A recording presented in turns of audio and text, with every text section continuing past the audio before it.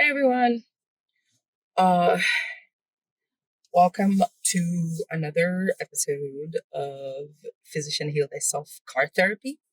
If this is your first time here, my name is Veronique. I am a general surgery resident, first year. I am an osteopathic physician, um, active duty military captain, and a wife to a highly esteemed husband.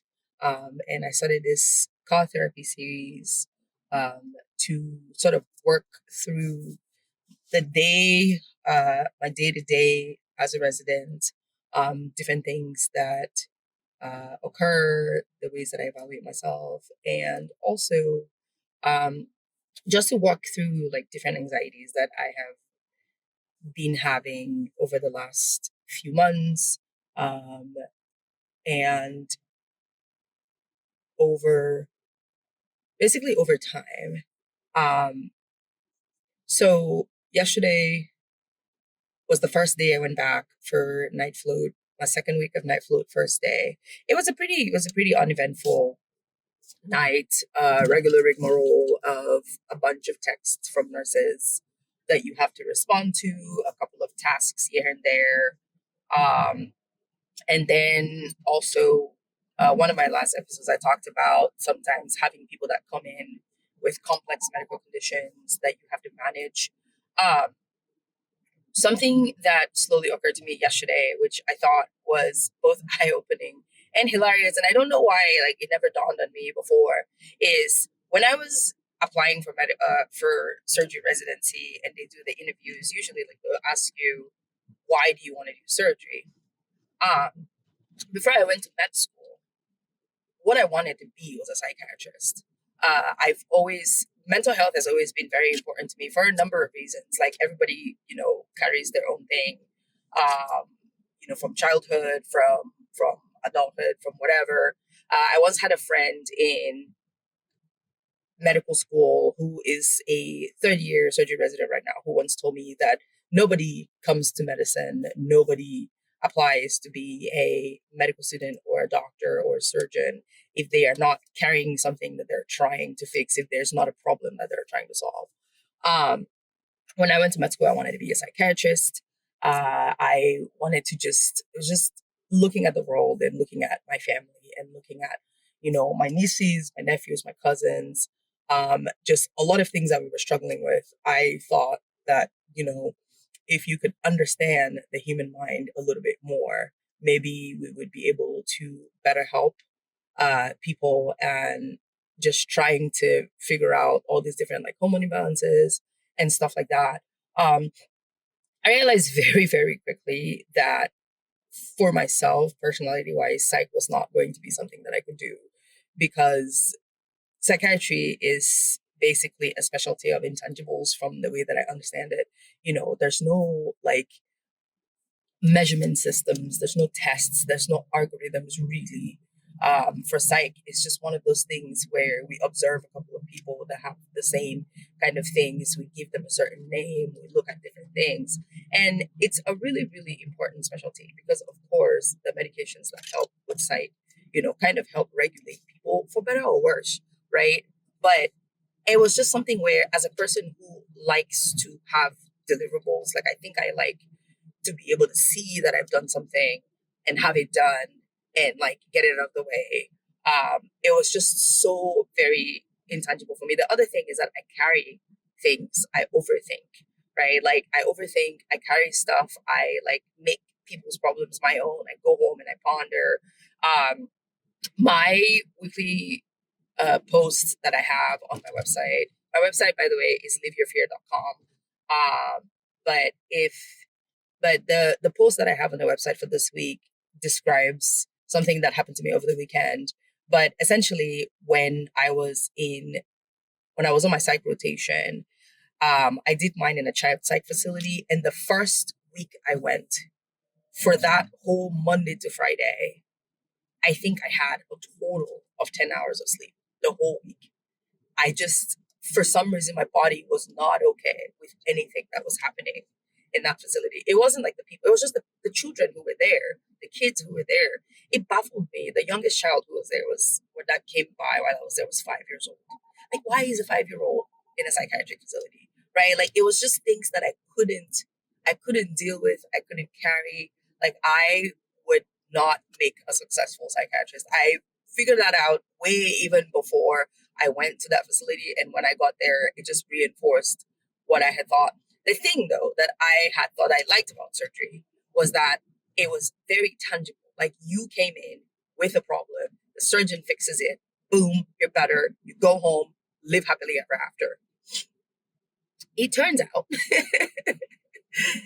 that's not really what it is, right? Like, I think I once heard somebody say like a surgeon could do like medicine because surgery is basically medicine plus, right? Surgery is like you have to still know all those nuanced things, and then you have to be able to figure out how to surgically manage the problem.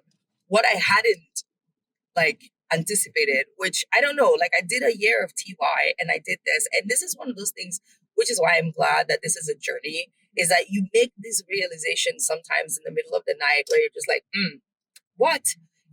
But it's, you get these patients that come in that are so very complex, right? Like you have a patient that comes in and they have a gallbladder that needs to be removed.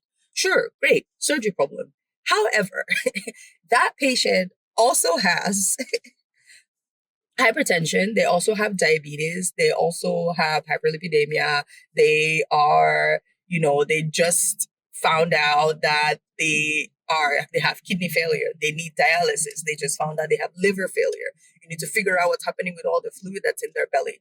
They just found out that they have heart failure. You have to figure out what you're going to do to basically optimize them. And that's basically what you do when it comes to surgery. When you have these complex patients, you do what's called medical optimization, right? Like if a person's kidneys are bad, how do you get them to a level where they can withstand surgery? If a person's heart is failing, what are you supposed to do so that they can at least have the capacity to go get surgical intervention? Do they have to see like the nephrologist first, the cardiologist first, the urologist? Like what?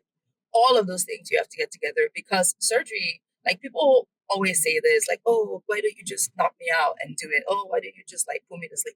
It's not that easy, right? Because the anesthesiology medicines come with their own side effects. Just sitting there with a tube in your nose for hours and hours while we try to cut into you, it comes with its own problems, right? Like surgery is not like, oh yeah, you get a surgery, you get a surgery, you get a surgery. But for some reason yesterday, it dawned on me that the people that come and get surgical procedures are not always healthy and spry, right? They come with an umbrella of other things that you have to manage while you're there. And that was like the two big patients that we were dealing with yesterday. That's essentially what was happening.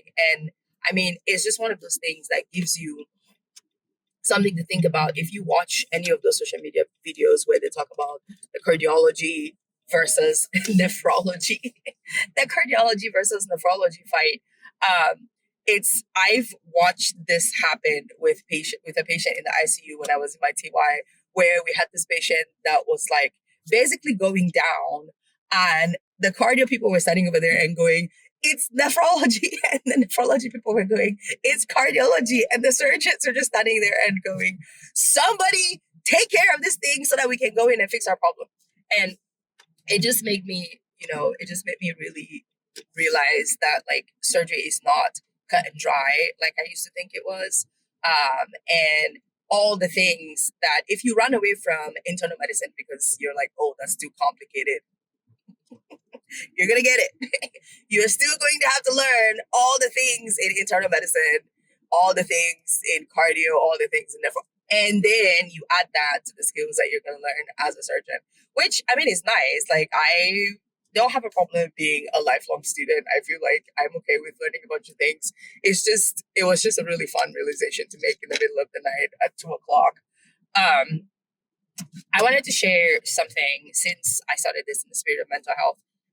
And I think I've got about 6 more minutes because I'm trying to keep this under 15. I wanted to share something that happened over the weekend with me. On Saturday morning or Friday night, I had an anxiety attack. I have not had one. Actually, that's not true. I had one very like minor one a couple of days before. That was during the day, and it was because I was worried about um, studying for Upside and whatnot.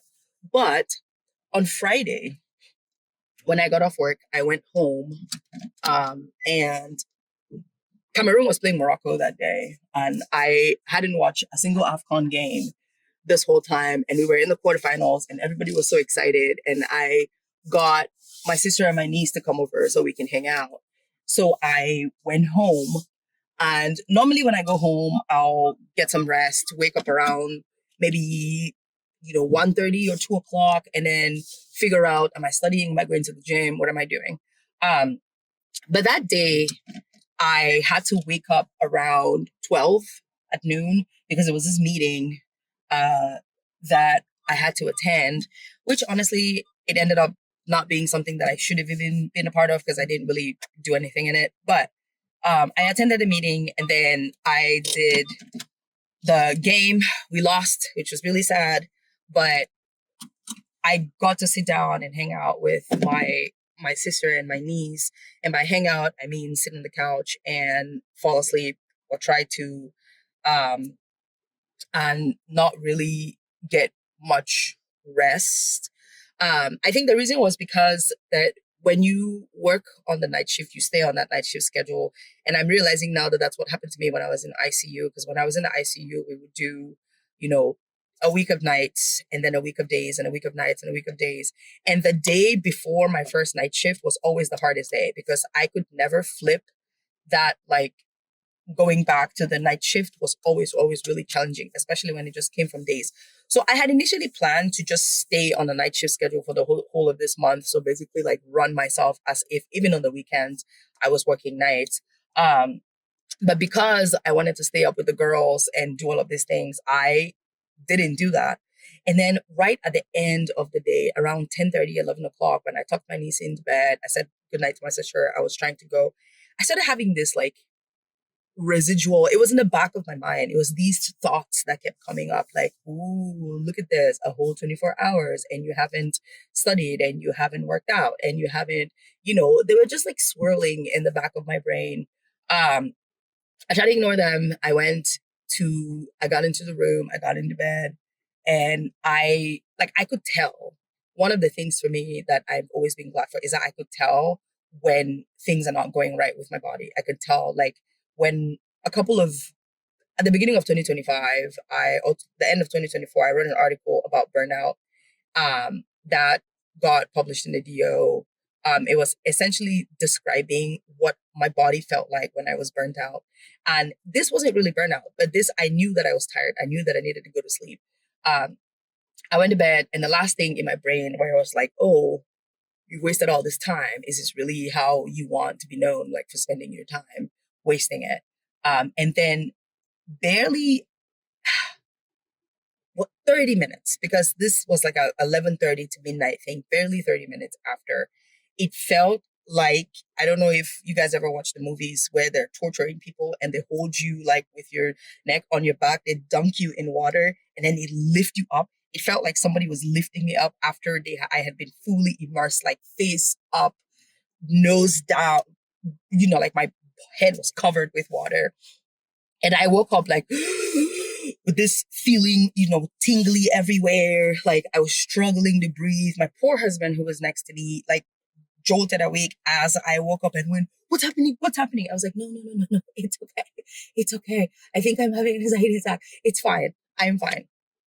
I tried to wait for it to pass. It didn't pass. I went out and I like talked to my sister because she was also in the living room. My whole family, like, we don't sleep. It's weird. Like, it's a whole thing. My middle sister used to be the only one that could sleep, but she has kids now. She has toddlers and babies, so she doesn't sleep either.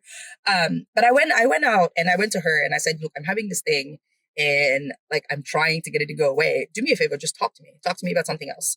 And so she talked to me. She talked to me about like stuff that was going on with her job, all of those things. And as we were discussing and as we were having a conversation, that feeling started to go away. It started to dissipate and everything. And then once we were done with that, it was about 2 hours. We chatted. Around that time, it was 3:30 in the morning. I went back into the room and I like woke my husband up and I was like, "Hey, can you help me? Can you give me a massage? Because we do that most nights. Because again, I have insomnia, I have problems sleeping, and I made a pact with myself that I don't want to be reliant on melatonin anymore. I've been taking melatonin, I think, every day for probably 2 years. I knew it wasn't working. I knew it wasn't working. It was just one of those placebo effects kind of things, but I was determined to get off of it. And then as of October last year, I was no longer taking melatonin, but the massages were really good. They always really helped. Um, so I got a massage. I fell asleep, didn't wake up until about, oh, I don't know, like 9 or 10 in the morning. And the reason I share this is because, you know, it's really challenging for me every now and then because, like I said, I am a person that I carry things. I worry about every little thing. I like to go to sleep with a clear head. I like to go to sleep. Like if I have a problem with somebody, I don't sleep. My husband and I, like when we argue at home, it's it's always a really challenging time for me. And I don't ascribe to that thing about not going to bed angry. Like just no, you can go to bed angry. But I think we always do this thing where we're like, okay, we're gonna pause this. Everybody take a breather. We're gonna table the conversation, and then we can come back at another time when like we don't have heated, our brains are not heated like that. Um, but even just falling asleep as a regular person on a regular day with no issues is already hard. So falling asleep when I have like thoughts and things and unresolved things that are going on in my brain sometimes gets to be a lot challenging. And I have always shared this times or these periods. I have a friend that I talk to every now and then. We talk about our lives and things like that. We are both medical people. We're both aspiring to be physicians. So, and they told me, it's not a bad idea to go talk to somebody to get some medication. And I don't know. I think maybe it's the African in me because, like, African, like back home, mental health was not really a thing, right? Like, you just you just sucked it up and powered through. And I'm still getting to where I can be okay with a person that is on medications. I also just believe for myself that, maybe I can figure out a way to like organize my life better so that I can move these stressors. Hence this uh therapy session that I'm having here in the car. But I'm continuing to work through it. When these started, when I was in my like midway through my first year of medical school, so it was when I started having these really bad like anxiety attacks. They have gotten a lot better. They have gotten a lot better. I think this is the first major one I've had in probably a year and a half. But it's still sometimes, it gets to where it's still really bothersome. It still really annoys me. I don't quite know what the solution for them is at the time, but I know that the little different things I'm doing, like I'm sitting in front of the gym right now, I'm going to go do a quick, like 30-minute, 25-minute session, and then I'm going to run to work.